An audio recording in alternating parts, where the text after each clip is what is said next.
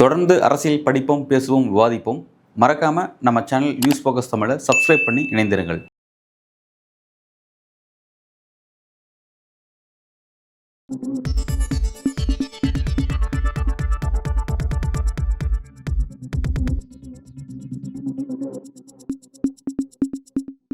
வணக்கம். இன்றைய நமது சிறப்பு விருந்தினர் கிளாட் அமைப்பின் ஃபவுண்டர் அட்வொகேட் சிவா அவர்கள். சிவா வணக்கம். ஏற்கனவே நம்ம அந்த இஸ்ரேல் காசா விவகாரத்தை பற்றி பேசியிருந்தோம். காசாவில் கிட்டத்தட்ட 66,000க்கும் மேற்பட்ட மக்கள் கொல்லப்பட்டிருக்காங்க. போர் முனையில் மிகப்பெரிய ஒரு சித்தாந்த கொலையை இஸ்ரேல் இராணுவம் செஞ்சிட்ருக்காங்க காசாவில் அப்படின்றத குறித்து நீங்கள் விரிவாக பேசியிருந்தீங்க. தற்போதைக்கு அது ஒரு கட்டத்தில் ஒரு இறுதி கட்டத்தை எழுதியிருக்கிறதா பார்க்கப்படுது. ஒரு பேச்சுவார்த்தை ஏற்பட்டிருக்கு. ஒரு இருதம்ச திட்டத்தை யுஎஸும் இஸ்ரேலும் சேர்ந்து கொண்டு வந்திருக்காங்க அப்படிங்கிறத பார்க்குறோம். எப்படி பார்க்குறீங்க? இதன் மூலமாக நிறைவு பெற்றுச்சா, அந்த போர் நிறைவு பெற்றுச்சா, அல்லது அடுத்த கட்டத்தை நோக்கி நகருமா? இது எப்படி பார்க்குறீங்க? இதில் ரெண்டு பார்ட்டி இருக்குல்ல. ஒன்று காசா இஸ்ரேல்லேருந்து இஸ்ரேல் ட்ரம்ப் இவங்கெல்லாம் சேர்ந்து ஒரு ஐடியா கொண்டு வந்திருக்காங்க. இது பண்ணால் பீஸ் இருக்கும்னு. ஆனால் இன்னும் ஹமாஸ் அதை ஒத்துக்கல. ஸோ காசா சைட்லேருந்து இது யாரும் ஒத்துக்கல. அதனால இது ஒத்துக்கிறாங்களா இல்லையாங்கிறது வரப்போகிற நாட்களில் தான் தெரியும். 3 நாள் ஆச்சு கொடுத்து, ஆனால் அவங்க இன்னும் அதுக்கு பதில் சொல்ல. ஸோ நம்ம இதான் இப்போதைக்கு இருக்கிற நிலவரம். இந்த பக்கத்துலேருந்து வந்தால் இஸ்ரேலோட ஐடியா காசாவில் இருக்கிறவங்க எல்லாம் வெளியே போயிடணும். அப்போது நான் அந்த இடத்த எடுத்து போனேன். இந்த மொத்த அக்ரிமெண்ட்லேயும் இந்த பிரிட்டிஷ் எங்கே போனாலுமே அது விளங்காதுங்கிறது ஒரு உண்மை. இன்னொன்று, அவங்களோட மைண்ட் செட் எப்படி வேலை செய்யணும், அந்த காலனி மைண்ட் செட்டில் தான் வேலை செய்யும். இப்போ டோனி பிளேர்னு ஒருத்தர் அங்கே பிரைம் மினிஸ்டர் இருந்தவரோட பிளான் தான் இந்த காசா பீஸ் பிளான். இந்த பிளானை தான் ட்ரம்ப் எடுத்து இம்ப்ளிமெண்ட் பண்ணுறாரு. ஸோ இந்த பிரச்சனையை ஆரம்பித்ததே பிரிட்டிஷ் தான். இந்த பால்ஃபர் டிக்ளரேஷன் ஒன்று முன்னாடி 1940s 2 ஸ்டேட்டாக இருக்கணும்னு சொல்லி, பாலஸ்தீனும் இருக்கும் இஸ்ரேலும் இருக்கும்னு சொல்லி அந்த பிரச்சனையை ஆரம்பித்ததே அவங்க தான். இன்னைக்கு இப்போ பீஸ் பிளான் கொடுத்தது அவங்க தான். ஆனால் இந்த பீஸ் பிளானும் ரொம்ப மோசமான பிளான் தான். இது என்ன அர்த்தம்னா, திருப்பி ஒரு காலனி. சிம்பிளாக அந்த பிளான் என்ன, அந்த 20 பாயிண்ட் ஏதோ பிளான் சொன்னீங்கல்ல, இந்த பிளான் என்னன்னா அது ஒரு காலனியாக மாற்ற போகிறாங்க. ஏன்னா இதோட என்டையர் போர்டு இதில் ஹமாஸ் இருக்கக்கூடாது. ஹமாஸ் தீவிரவாத இயக்கம் தான். ஸோ அது இருக்கணும்னு அவசியம் கிடையாது. ஆனால் அந்த காசா மக்களுக்கும் அவங்க கவர்னிங்லேயோ லீடர்ஷிப்லேயோ பவர் கிடையாது. இதை ரூல் பண்ண இந்த பிளான் யாரில் இருக்க போகிறான்னா, டோனி பிளேர் இருப்பார், ட்ரம்ப் இருப்பார். காசாவில் இருக்கிற மக்களுக்கான பாலிடிக்ஸில் எதுலேயுமே அவங்களுக்கு கலந்துக்க முடியாது. நீ அங்கே இருந்துக்கலாம், ஆனால் மொத்தத்தையும் நான் தான் கண்ட்ரோல் பண்ணுவேன். இது என்னைக்கு ஹமாஸ் இதை கம்ப்ளீட்டாக ஸ்டாப் பண்ணி எல்லாம் சரியாகுதோ அன்னைக்கு இதை நாங்கள் உங்ககிட்ட கொடுக்குறோம் அப்படிங்கிறாங்க. இது நடக்கவே போகிறதில்ல. இது எப்படின்னா, ஒரு ரொம்ப நல்லா யோசிச்சு நான் சொல்கிறதில்ல. என்னன்னா, இப்படி சொன்னால் மட்டும்தான் இப்போ பிரான்ஸு ஜெர்மனி எல்லாம் ரெக்கக்னைஸ் பண்ணிட்டே இருக்காங்க. பாலஸ்தீன் ரெக்கக்னைஸ் பண்ணிக்கிட்டே இருக்காங்க. இப்போ இதை நான் நீ ஏன் ஆள் தான், பிரான்ஸும் ஜெர்மனி தானே நீங்கள் வெப்பன்ஸ் கொடுத்தீங்க காசாவை அடிக்கிறதுக்கு. ஆனால் எல்லாரும் பொதுவாக ஒத்துக்கிற மாதிரி ஒரு பிளான் நான் கொடுக்கணும்னா இந்த பிளான். ஸோ இதை நீங்கள் 20 பாயிண்ட்ல இருக்குது. பயங்கரமாக குழப்பமாக இருக்குது அந்த பாயிண்ட் எல்லாமே. ஸோ ஆனால் அந்த பாயிண்ட்ல ஒட்டுமொத்தமாக நான் சொன்னது என்னன்னா, காசாவை ஒரு காலனியாக மாற்ற போகிறாங்க. அதை ரூல் பண்ண போகிறது ட்ரம்ப், டோனி பிளேரு இவங்களை வச்சு ரூல் பண்ண போகிறாங்க. காசா மக்கள் வாழ்ந்துக்கலாம் ஏன் கண்ட்ரோலில், அதாவது அமெரிக்கனோட கண்ட்ரோலில் காசா வாழலாம். இஸ்ரேலோட கண்ட்ரோலில் வாழ்ந்தா என்ன, அங்கே வாழ்ந்தா என்ன. ஆனால் மக்கள் எல்லாம் இஸ்ரேல் மேலே தான் திரும்பினாங்க. இப்போ ட்ரம்ப் என்ன சொல்கிறான், இஸ்ரேல்லாம் இல்லை நான் தான் பண்ண போகிறேன், நீங்கள் விடுங்க, ரெண்டும் ஒன்று தானே. இஸ்ரேல் ஆண்டா என்ன, அமெரிக்கா ஆண்டா என்ன. அப்போ அவன் அதே மாதிரி இஸ்ரேல் இன்ன வரைக்கும் வாயத்தில் சொல்லவே இல்லை அங்கே இருக்கிற அத்தனை மிலிட்ரி ஐடிஎஃப்லாம் வெளியே வருவாங்கன்னு சொல்லவே இல்லை. அவங்க அங்கே இருப்பாங்க இருக்க மாட்டாங்க அதெல்லாம் பிளான்ல அந்த வார்த்தையே இல்லை. இது ஒரு ரொம்ப ரொம்ப ரொம்ப ஒரு விஷமத்தனமான ஒரு பிளான். இந்த பிளான்ல காசா மக்களுக்கு எந்த இதுவும் கிடையாது. அதே மாதிரி வெஸ்ட் பேங்க்னு இன்னொரு டெரிட்டரி இருக்கு, அதை பற்றி பேச்சே இல்லை. இது எதுக்குன்னா, ஊர்ல இப்போ பெரிய பிரச்சனை, மக்கள் எல்லாம் புரிஞ்சுக்கிட்டாங்க, தேவையில்லாம சிட்டிசன்ஸ் தான் அடிக்கிறீங்க, நீங்க சிவிலியன்ஸ் தான் அடிக்கிறீங்க. குழந்தைங்க 20,000 பேர் செத்துருக்காங்க, 65,000 70,000 பேர் செத்துட்டாங்க. அதில் 20,000 பேர் குழந்தைங்க மட்டும். டெய்லி சாப்பாட்டுக்கு வழி இல்லை. இப்போ உலகம் பூரா எல்லா கண்ட்ரியும் ப்ரொட்டஸ்ட் பண்ண, இந்தியா உட்பட மெட்ராஸ் உட்பட ப்ரொட்டஸ்ட் பண்ணிடுச்சுன்னா, இப்போ ட்ரம்ப்புக்கு என்னன்னா, இது எனக்கு நோபல் பீஸ் பிரைஸ் வேணும் அப்படின்னா, எனக்கு நான் 6 அவர் சொன்னதெல்லாம் போய் தான் வச்சுக்கோங்களேன். ஆனால் அவர் என்ன சொல்லிட்டு இருக்காருன்னா, இந்தியா பாகிஸ்தான் வாரம் நான் தான் நிப்பாட்டினேன், உலகத்தில் இருக்கிற 7 வாரம் நான் நிப்பாட்டிருக்கேன், எனக்கு நோபல் பிரைஸ் வேணும்னு. இப்போ திருப்பி மக்கள் என்ன கேட்டாங்கன்னா, அப்போ இவர் எல்லாரும் என்ன சொன்ன, பிரெஞ்சு பிரசிடென்ட் தான் கரெக்டாக சொன்னார், அப்படியா, அப்போ அந்த காசா வரை நிப்பாட்டிடுங்களேன், உங்களுக்கு நோபல் பிரைஸ் கொடுத்துருவாரு. இப்போ அதுக்காக போட்ட ஸ்டண்ட்டு தான் இது.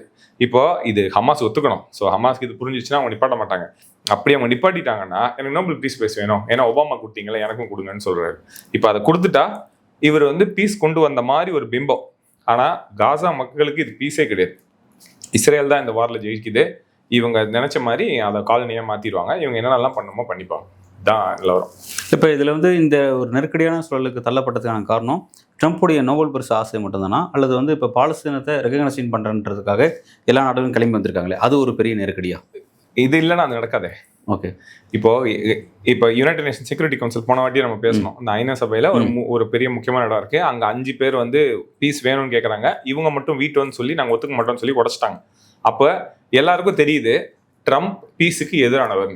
அப்ப நீ எப்படி நோபல் பிரைஸ் கேட்க முடியும்? அப்போ ஒண்ணு நீ வந்து நெத்தனியாஹு கிட்ட சொல்லி அமைதியா இருக்க சொல்லி வார நிப்பாட்டு, கொஞ்ச நாளுக்காவது நிப்பாட்டு. நான் அந்த பிரைஸை மட்டும் நோபல் பிரைஸ் மட்டும் வாங்கிக்கிறேன். அதை ஏன்னா ஒபாமா கொடுத்துட்டாங்க, எனக்கு கொடுக்கணும்.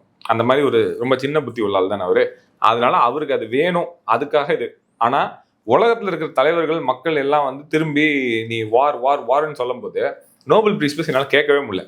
இது பிரைஸுக்குன்னு இல்லை, என்னை பொறுத்த வரைக்கும் நான் தோக்குற இடம்னு இஸ்ரேல் என்னை காமிக்க ஆரம்பிக்குதுன்னு அவங்க பாக்குறாங்க. அமெரிக்கா தோக்குற இடம், அமெரிக்காவே தோக்குற இடம் அப்படின்னு வந்து அமெரிக்கால இருக்க ட்ரம்ப் என்ன நினைக்கிறாருன்னா, உலகத்தின் அரசர் நான் தான், இந்த அரசனே தோக்குற மாதிரி உலகம் காட்டுதுன்னா அதுக்கு காரணம் நீ தான். அப்ப நீ என்ன பண்ணு, அமைதியா இருக்கு கொஞ்ச நாளுக்கு. ஏன்னா உன்னாலதான் எனக்கு அசிங்கமாகுது. ஏன்னா ஊரெல்லாம் போராடுறாங்கன்னா எல்லாரும் என்ன சொல்றாங்கன்னா, இஸ்ரேல் அவ்வளவு பெரிய ஆளே கிடையாது, இவனுக்கு எல்லாத்துக்கும் காரணம் அவன் ட்ரம்ப் தான், இவனை அடிச்சா இவன் ஒழுங்கா இருப்பான். அப்ப அவன் என்ன சொல்றான், எல்லாம் என்னதானே சொல்றாங்க, பிரான்ஸ், ஜெர்மனி, இந்தியா கொண்டு என்னைய தானே கத்திட்டு இருக்காங்க. அப்ப நான் என்ன சொல்றேன், நீ கொஞ்ச நேரம் கம்முன்று, நான் இதை முதல்ல இருந்து நான் வந்து எல்லா உலக பிரச்சனையும் சால்வ் பண்ணிட்டேன்னு நான் ஒரு பேருக்கு வரேன், அதுக்கப்புறம் நீ வேணா திருப்பி அடிச்சுக்கோ.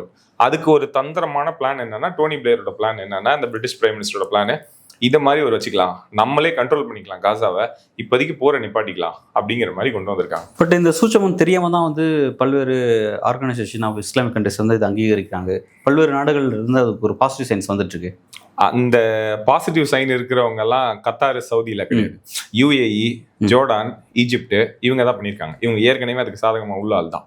ஏன்னா இவங்களுக்கும் இஸ்ரேலுக்கெல்லாம் கொஞ்சம் பங்கு இருக்கு. இவங்க எல்லாம் என்னைக்குமே கண்டனம் தெரிவிக்க மாட்டாங்க. யுஏஇ பாருங்க, முதல்ல கை தூக்கி நல்ல பிளான் சொன்னதே அவங்க தான், துபாய். ஏன்னா அவங்க எல்லாம் வந்து இந்த அமெரிக்கா இந்த ஒரு குரூப்ல இருக்கிறவங்க ஒரிஜினலா இருக்கு. ஆனா கேட்டா அரப் கண்ட்ரிஸ் ஒத்துக்கிட்டாங்கிறாங்க. சவுதி எல்லாம் ஒத்துக்கலையே, கத்தார் ஒத்துக்கல, இந்த மாதிரி முக்கியமான கண்ட்ரிஸ் எல்லாம் ஒத்துக்கல. இவங்க ஒத்துக்கிட்டாங்க, இவங்க கணக்கு கிடையாது.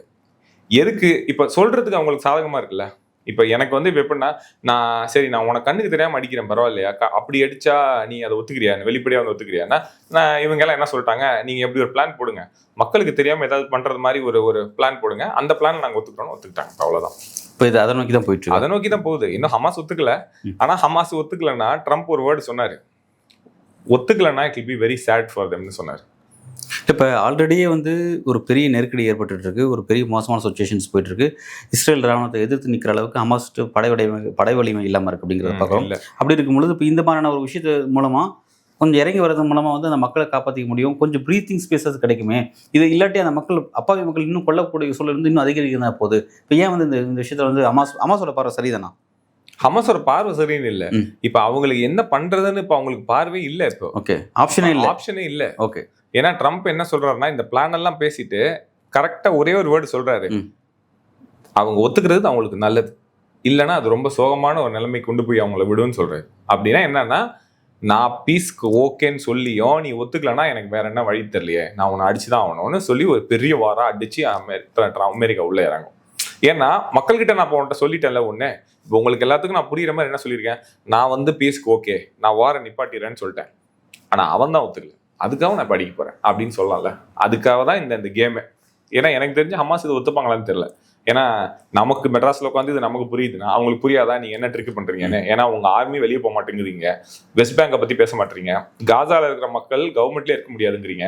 நாங்க ஹமாஸ் தீவிரவாதிகள் தான், தாலிபான்ல இப்படி தானே நாங்க தாலிபான் இருந்தோம், இப்போ ஆப்கானிஸ்தான ரூல் பண்ற தாலிபான் கவர்மெண்ட் தானே, அது அன்னைக்கு தீவிரவாத இயக்கம்னு டிக்ளேர் பண்ணது தானே, இன்னைக்கு லெஜிட்டிமேட் கவர்மெண்டே அவங்க தான். அப்ப ஹமாஸ் என்ன கேட்பாங்கன்னா, நாங்களாம் வந்து சும்மாவா அடிச்சோம், நீங்க வந்து எங்களை அடிச்சதுனால தானே அடிச்சோம், இப்போ எங்களை ரெக்கக்னைஸ் பண்ணி எங்களுக்கு நீங்க கொடுங்க. அவங்க என்ன சொல்ற ட்ரம்ப், இந்த ஹமாஸ் என்ன பண்ணுங்க, ஒழுங்கு மரியாதையா திருந்தி ஊரை விட்டு வெளியே ஓடிடுங்கன்ற, இந்த ஊர்ல இருக்கக்கூடாது. அப்ப ஹமாஸ் கேட்கறது, காசா எங்க பாலஸ்தீன் மக்களுக்கு சொந்தமானது, நாங்க இங்க இருப்போம், வெஸ்ட் பேங்க் இங்க இருப்போம் அப்படின்னா இதை ஒத்துக்கிட்டா காசால இருக்கிற மக்களுக்கு நீங்க அந்த கவர்மெண்ட்ல பவர் கொடுக்கணும்ல, எந்த பவரும் கிடையாதுங்கிறாங்க. நீ வேணா இருந்துக்கலாம். அப்ப இது எப்படி சுதந்திரமாவும்? இப்ப நம்ம ஊர்ல வந்து அப்படி சொன்னா யாராவது வந்து இந்த ஊர்ல பாகிஸ்தான் வந்து இந்த ஊர்ல இருந்து இல்ல சைனா வந்து சொல்லி இது பாரு இங்க இருந்துக்கலாம், ஆனா உங்க கவர்மெண்ட்ல யார் இருக்குன்னா இதுதான் காலனி, இப்படிதானே ஈஸ்ட் இந்தியா கம்பெனி பிரிட்டிஷ் நம்ம ஊரை ஆண்டுச்சு, இதே தான் அங்க பண்ணணுன்றாங்க. நாங்க ஆக்குபை பண்ணிக்கிறோம் எல்லாத்தையும், எல்லா கவர்மெண்ட் ஸ்ட்ரக்சர் போலீஸ் எல்லாம் எந்த நீ வேணா வாழ்ந்துக்கலாம்னா இதுதான் நம்ம ஊர்ல 1947 முன்னாடி நம்ம இப்படிதான் இருந்தோம். இதே ஐடியா தான். ஓகே, ஒரு சீரியஸான விஷயம் அதில் இருக்குது அப்படிங்கிற குறிப்பிடுறீங்க. இப்போ இந்த விஷயத்தில் பாலஸ்தீனோட நிலைப்பாடு என்னவா இருக்குது? அவங்களுக்குலாம் வாய்ஸே இல்லை. வயசே இல்லை, எந்த வாய்ஸும் கிடையாது. இப்போ முகமது அப்பாஸ் தான் இப்போதைக்கு அதோட கவர்னிங் ஒரு லீடர்னு வச்சுக்கோங்க. அவருக்கு வந்து யூஎஸ்க்கு வரவில்லையே, யூஎனோட மீட்டிங்க்கு வீடியோ கான்ஃபரன்சிங்கில் தான் வந்தார். அவங்களுக்குலாம் பவரே கிடையாது. அதனால தானே இவங்க என்ன வேணாலும் பண்ணலான் இருக்காங்க. இதே முன்னாடி சோஷியல் மீடியா இல்லை, நம்மளை இந்த காலனியாக நம்மளெல்லாம் வச்சுக்கிட்டு இருந்த போதெல்லாம் இந்த மாதிரிலாம் எதுவும் இல்லை. இல்லைன்னா இந்த பெங்கால் ஃபேமின் ஒன்று நடந்துச்சு இல்லை 1943 பெங்கால் இந்த பஞ்சம் வந்துச்சு. அப்போ அப்படியே செத்து கிடந்ததெல்லாம் உண்மை தானே. ஆனால் அப்போ கப்பலில் ஆஸ்திரேலியாலேருந்து ஃபுட்டு வருது. வின்ஸ்டன் சர்ச்சில் சொல்கிறாரு அந்த சாப்பாடு எடுத்துகிட்டு போயிருங்க, இவனுங்களுக்குலாம் தேவையில்லை, இவனுக்கு தான் பசங்க நிறையா புள்ளக்குட்டி வச்சுருக்காங்களே சாப்பிட்டுன்னு விட்டுறாரு. இந்த கதை அன்னைக்கு உலகம் பூரா போயிருந்துச்சுன்னா இது விட்டுருக்க மாட்டாங்க. ஆனால் அன்னைக்கு சோஷியல் மீடியா கிடையாது, மக்களுக்கு போய் சேராது, மக்கள் வந்து இது நியாயம் இல்லை நியாயம் இருக்குன்னு சொல்கிறதுக்கான இடமும் கிடையாது. அதனால அவங்க பாட்டுக்கு வந்து காலனிலாம் இப்படி தான், இவனுங்களுக்கு சாப்பாடு கொடுக்கணுமா வேணாமான்னு முடிவு பண்ண வருது நான் தான் அப்படின்னு வச்சுருந்தாங்க. இப்போ இதை தான் அங்கே பண்ண போகிறாங்க. ஆனால் நமக்கு கொஞ்சமாவது பவர் இருந்துச்சு, இப்போ பாலஸ்தீனுக்கு சுத்தமாக கிடையாது. அதான் இப்போ இந்த முக்கியமான இந்த இடத்துல வந்து இப்போ இந்தியாவோட நிலைப்பாடு என்னவா இருக்குன்னு பார்க்குறீங்க? இந்தியா வேற வழி இல்லாமல் கூட இந்த ஒரு வாட்டி ஓட்டு போட்டிருக்கு. ஆனால் இந்தியாவோட சைலன்ஸ் வந்து இந்த நடுவில் கூட எங்கேயோ பார்த்தேன், இந்த பிரகாஷ் ராஜ் இதுலேயே ஒரு ட்வீட் போட்டிருந்தாரு, மோடியும் காரணம், சைலன்ஸுக்கு காரணம்னு. அப்படிலாம் சொல்ல முடியாது. நான் வந்து எனக்கு எல்லாமே இந்த ஆர்எஸ்எஸ் சித்தாந்தம் தான் எல்லாம் இந்த நாட்டுக்கே அழிவுன்னு நினைக்கிற ஆள்னா, ஆனாலும் இது வந்து மோடியோட சைலன்ஸ்னால ஒன்றும் கிடையாது. ஏன்னா மோடிக்கெலாம் அவ்வளோ பவர் கிடையாது. நம்மளே நினச்சிக்க வேண்டியதான். இன்னைக்கு நடக்கிற அந்த ட்ரேடு மேலே நம்ம மேலே போடுற சாங்ஷன் ட்ரேட்லாம் இருக்குல்ல, அதை வச்சே தெரியும் நம்ம பவர் என்னன்னு. இது வந்து மோடியோட சைலன்ஸ்லாம் காரணம் இல்லை, மோடி சொல்லியிருக்கலாம் அப்படிங்கிறது மக்களோட பிரதிநிதியாக நாங்கள் எதிர்பார்க்கறது தான்.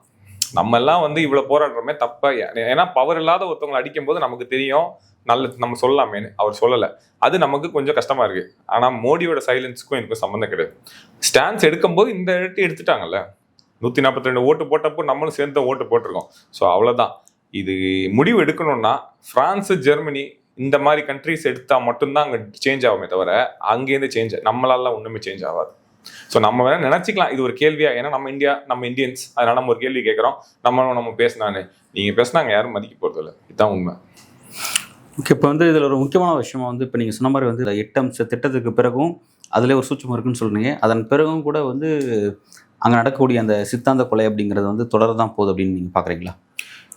இது என்னைக்குமே தீராது. இப்போ இந்த ஜிஹாதிசம்ங்கிறது இஸ்லாமிசம் கிடையாது. இஸ்லாமுங்கிறது வேற, ஹிந்துவிசம் வேற, ஹிந்துத்துவா வேற.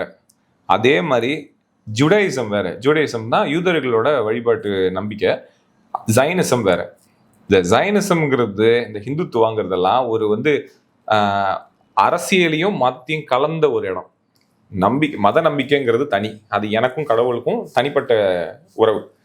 இது எப்படின்னா அரசியல் ஆக்கப்பட்ட மதம் தான் இந்த மாதிரி இந்த ஜைனிசம், இந்த ஹிந்துத்துவா, இது எல்லாமே தான். ஸோ ஜைனிசம் மூமெண்ட்டுக்கு இது என்னைக்குமே இந்த என்டையர் பாலஸ்தீன் இருக்குல்ல, பாலஸ்தீன் நான் சொன்ன மாதிரி போன வாட்டி சொன்ன மாதிரி இந்த சிரியா, இந்த லிபியா எல்லா இடத்துலையும் கொஞ்சம் கொஞ்சம் இடம் வச்சிருக்காங்க. இந்த அகந்த பாரத் மாதிரி அவங்க ஒன்று வச்சிருக்காங்க, கிரேட்டர் இஸ்ரேல்.